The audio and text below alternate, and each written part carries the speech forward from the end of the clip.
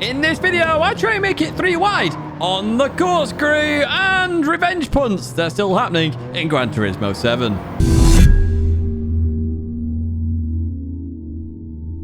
Hello everyone and welcome back to a Gran Turismo video. We're back in Daily Race A. Unusually for me, but I said in the weekly race guide, this is one of the best races to come about Gran Turismo in quite a while. Now, if you do enjoy this video, as always, do give it a like and do subscribe to the channel down below. I'm actually pointing in real life down below as well, because that's how you can support the channel and it tells me you enjoy this content. Now we're jumping into Daily Race A because I like this race. I think this is an awesome race and I'm so thankful for Gran Turismo to bring this race to us this week in terms of those daily races. So this is FF cars in Group 4, so front wheel drive Group 4 cars that we can pick from. So we've got the Mazda 3 up ahead. I'm currently in the Scirocco and we're going to try a couple of cars out in this video, as well as experience some of the racing. Some of the really good racing that you can have here this week, and I highly recommend you jump into this race at some point. So looking down the inside here of the Austrian here, and they actually give me just enough space on the inside there. They defend that very nicely, using the camber to their advantage here at Laguna Seca as we head up to the kink for the first time of asking. So just back out of this, I'm going for the run through the corner. That was my plan at least here, but unfortunately, I just tapped the rear of them there. You can see the smile on my face, and I'll have a smile throughout this one because it is some good fun racing. Going into the braking zone though, it looks like someone's got it wrong. Going into the corkscrew, it looks like somebody may have gone off there. We get the run on the Austrian then, so we're going to go down the inside here then, and 5 seconds up ahead. Oh, we get 0.5 there as well in terms of a track limit penalty. We'll have a look at that shortly, but Draft fan with a plus 5 second penalty. We'll see how they got that shortly. We're going to go down the inside here, jump into chase cam so you can see exactly what's going to happen as we go into the final corner then. And look at that, just giving enough room here on the exit. Now, we don't have to take our penalty this lap because we got it just after when the game decides which lap to take it, so we can look at moving forward here and potentially building that gap to maintain P6 as we head towards turn 1, defending from the Austrian. In we go then, and one thing that is nice to see, you may notice it in the rearview mirror, lots of cars in this race. It is not just the Sciroccos. Now we jump back here to the corkscrew and you can quite clearly see there that I did cut the track there. All 4 wheels are off the circuit. They're not the red and white curbing. It makes sense. Now, jump aboard Draftman here, and let's have a look at how they got the penalties. And Chris went off wide there at the kink as we head towards the corkscrew then. They're side by side. Oh, they get it slightly wrong. There's nowhere to go, and they hit Rivs racing off then. So, I assume that's where they're going to get the 5 second penalty. Is it going to appear? There it is. So it makes perfect sense then in terms of that penalty. Arguably, probably not even enough. I'm not sure whether Rivs racing actually caught up to them again. Now we jump back into the action here. We've caught up to the German as we go into the left-hander then. And once again, we're looking for a way past them here. So we're looking to go on the left-hand side. Why am I always taking with a penalty? Because I'm hoping to build a gap big enough in the last sector to be able to keep the position. Anyway, into the corkscrew we go here. And look at this for a move and a half by Chris. Gets on the inside of me for the left-hander. Beautiful move. This really is a solid move there to defend their position. Shout out to you with that one, mate, as we head in towards the right-hander. I love stuff like that. It's good racing as well. You experienced it. You're seeing it right now. So really do get involved with this race this week.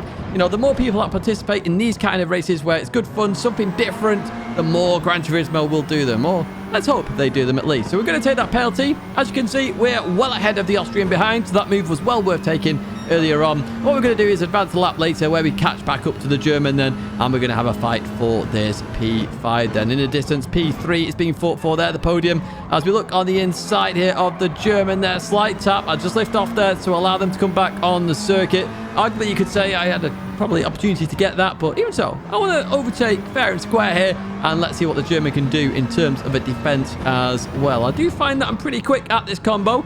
I've done Laguna Seca laps a billion times, and obviously I used to drive for Audi in terms of the World Series, and that had the Audi TT in, so I'm pretty used to front wheel drive cars as well.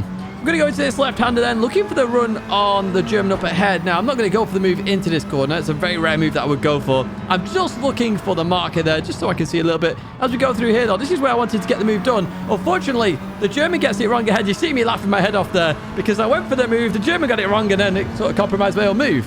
Now, if they nailed that corner, arguably they got the position, but hey, it's racing. Things happen. Let's see what we can do then as we head towards the final lap here. So going through this left-hander, we've got 1.25 laps to go? Less than 0.25? I have no idea. Anyway, in towards the right, and you can see we've got a lot more speed than the German up ahead. We are in the same car as well, as we look towards the braking zone then. And I did think about it, but I backed out of it for now. We're going to get the run on the exit. We short shifted there to avoid the wheel spin. Now, arguably, that slowed me down a little bit here as we head on to the final lap. We are catching the podium runners as well here. Floody Bull and Akeli 687, the Finnish driver, up ahead. Anyway, we're going to head towards turn number 1 here. Hard on the brakes. I did notice the German kept out braking themselves in towards turn 1. So I'm looking to get on the inside of the German as we leave this corner a little bit on the gravel there as we head to the next one. Then in we go. Got to leave room on the inside. The German is there. And finally we get the place. But brilliant racing there with Chris. It really was. And this is what I like about this race. You can have some good racing. It's like touring cars. It reminds me of TOCA. It brings back nostalgia. And we're home in P5 there. We're all said and done. And arguably, I think this class is really, really balanced very well at the moment in terms of a sprint race. I mean, we're in the Scirocco then. I decided I was going to go in the Audi TT for this one, if you can pick it out on the screen. Unfortunately, my face blocked some of that out. So we're in the Audi TT here, heading towards turn 1. We've got a Scirocco, a Mazda 3 ahead as well as we go into the left-hander. But it's nice seeing all these different cars. There's a slight bit of contact there between those two drivers. And as we head towards the next corner, I sort of predicted what was going to happen next, which is the original wall sent it. Now that, unfortunately, compromised me. And I really don't like this instant, I don't even know what you would call it, revenge on people there. Because I would argue Callahan was on the inside, a little bit of contact, yes. But even so, it's not worth a revenge punch straight off the bat. It really isn't. And I really don't understand it. I don't like seeing revenge punts. I've always said this. I don't understand them personally because until you've seen the replay, you don't fully know what's happened. You know, were they a quarter throttle? Were they a full throttle? We don't actually know. Through the kink we go then, and we've still got a lot to go here. We're going to jump on board the Danish driver as we head up towards the corkscrew then. Looking for a move down the inside. And then the Brit, once again, pushes them off. And this is all from that turn 1 incident, which, again, this is dirty driving now. It really is getting to dirty driving, okay? You had your revenge on the right-hander. That's it. You can't then keep punting. You really can't. Anyway, we continue on with the race here. Let's see what we can do versus the original wall as we go through here and head towards the final corner. I'm on the outside here, and you can see I am actually in the Audi TT there.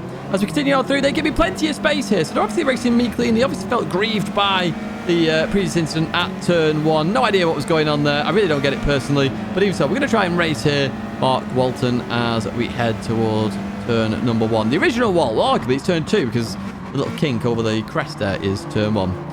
Here we go, and the Mazda 3 defends that beautifully then, staying ahead. We've got somebody else off in the distance. Who's that? It's Barney the dog. I never knew the dog could drive a car, but hey, there we go. The Scirocco, well, I suppose it can't because it's off in the gravel, but, you know, things you know. In towards the right we go then, and let's see what happens here. So the Mazda 3 just understeers. Oh, very easy to do that in an FF car. So we're going to get on the inside of them. Going to be outside as we head towards the left-hander. Of course, they're going to have dirty tyres. They'll have to brake earlier, and we get the position. But look at this for a gaggle of cars then. It's a Scirocco fest here, I think there's 1, 2. Is there another Scirocco ahead of them? I think there is as we go through the left-hander. No, it's the Mazda 3. I apologize. BRM.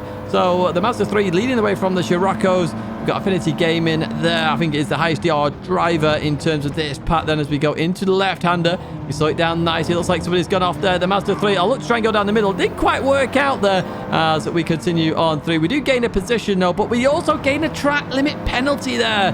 That is unfortunate as we head towards the right then. And we are in this fight once again because we got that penalty a little bit too late. It's not going to be this lap. The Italian was very defensive there in towards this left-hander. Now we look in the rear view, and once again that fight is still continuing there. The original wall gets absolutely taken out by Camelman DK, and it's just, I just don't like seeing it. I really don't. And you're going to wipe out other people. Obviously, you affected my race earlier on. It's just not acceptable. It really isn't acceptable. Anyway, we're going to head towards turn number 1. Thankfully, we're out of way of that fight. And Affinity Racing goes around the outside here in the Scirocco. The Italian defended very heavily there in terms of making sure they were slow on the inside to keep that position. And it cost me. It cost me. Affinity Racing nailed it, and the Italian keeps that 3rd place. We've got another good race going on here. And you're noticing, look, every single time I've done Daily Race A this week so far, I've had a good race. I really have had a good race. And I know I start at the back all the time. And you're probably like, Tid, start at the front for once. Don't worry, the next race, I'll start at the front. I will start at the front, I promise. And you can see me attempt to win a race. Now, we're alongside Affinity Racing here, heading towards the kink, which I really don't like. And Affinity Racing, 100% billion IQ move here. Gets move done there, gets the run, and I stayed towards the right there. I don't know if you noticed, because I had such a difference in speed, I moved over to the right just to confirm to Affinity Gaming to go down the left. And that then tells them that I'm not going to pull over to the left and cause a really big accident or potential damage to the cars.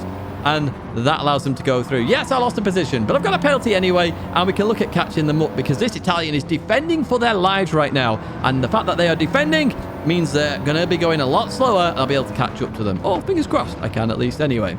So into the final corner we go. You can see there, they go a little bit deep on the exit. Going to slow everybody down. I'm going to take that 0.5 penalty. And what we're going to do is advance a bit further on the same lap, where Affinity's finally got past the Italian. And unfortunately, it's gone off at the King. That's the worst time for that to happen. Everybody's done that at some point. As we head towards the corkscrew, they're going to have dirt on their tyres. They go into the braking zone. A little bit deep then for them. They managed to bring it back. Oh, it's so close between the two. We go around the outside of Affinity then. And we're looking on the inside of the Italian, but nowhere to go. But can we get the position?